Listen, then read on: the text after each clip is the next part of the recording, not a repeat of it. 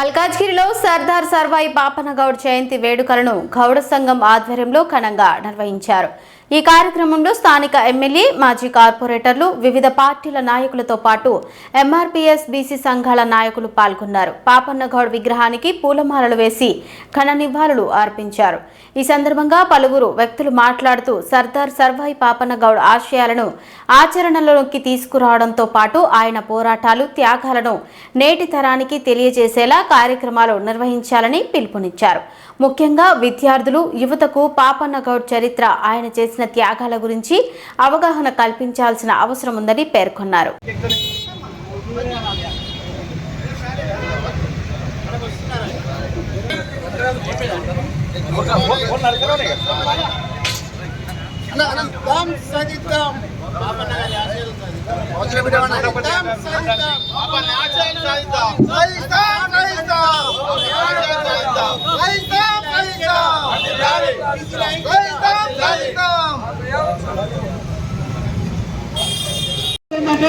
ఇవాళ ఇక్కడికి వచ్చిన నాయకులందరూ, అన్ని పార్టీల నాయకులు వచ్చిండు, వాళ్ళందరికీ మనం అభినందిస్తాం.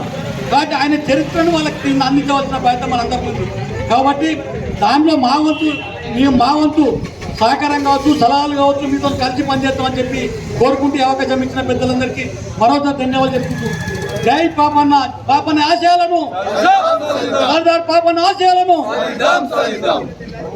అయితే కూడా వాళ్ళకి డబ్బులు ఇవ్వకుండా వాళ్ళని మోసం చేస్తుంటే మరి ఎన్ని రోజులైనా బహుజనులకు ఇబ్బందిగానే ఉన్నదని చెప్పేసి అందరినీ కలుపుకొని 12 మందితో గెరిల్లాని ఏర్పాటు చేసుకున్న తర్వాత ఆయన లోకల్గా చిన్న గొడవ పడ్డాడు. కళ్ళు తాగి పైసలు లేకుండా పోతే ఎందుకు డబ్బులు ఇవ్వని చెప్పి వాళ్ళ అమ్మ అడిగినందుకు, అమ్మను కొట్టిపోయినందుకు తల్లిని కొడతారా అని చెప్పేసి నెక్స్ట్ నరరూప రాక్షసుడు ఇట్లా చంపాడని చెప్పేసి ఒక భూగండ తీసుకొచ్చారు. ఆయన కొట్టి చంపేశారంట అక్కడ. దాని తర్వాత ఆయన మఫ్టీలో వెళ్ళిపోయాడు లోపలికి, గెరిల్లాగా మారి అక్కడ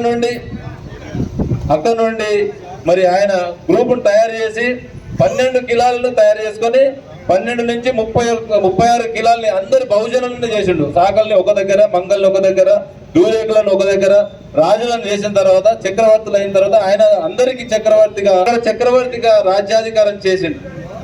దాని తర్వాత అక్కడ నుండి ఆయన మరి మన బహుజనులు ఎవరైతే ఉన్నారో ఆ మొగుళ్ళకు వెళ్తే మరి ఇంగ్లీషులను మరి రాష్ట్ర మీటింగ్ పెట్టుకొని ఆయన ఎట్లా అటాక్ చేయాలని చెప్పేసి ఆయన తెలుసుకున్న తర్వాత రాష్ట్ర గూఢచారుల తర్వాత ఆయన తెలుసుకొని అబ్స్కాండింగ్ అయ్యాడు. అబ్స్కాండింగ్ అయ్యి మన హుస్నాబాద్ దగ్గర అక్కడ మళ్ళా సేమ్ కళ్ళు వృత్తిని చేసుకుంటూ బతుకుతున్నాడు. ఈ లోపల అక్కడ ఉన్న కళ్ళు తాగిన వాళ్ళు కానీ ఈ బహుజన వీడు ఇంత రాజు అని చెప్పి విన్నాము, మరి నన్ను చూసినాం కదా, పేరు ఇదే కదా అని చెప్పేసి వాళ్ళు మళ్ళీ చేరదీసిరు.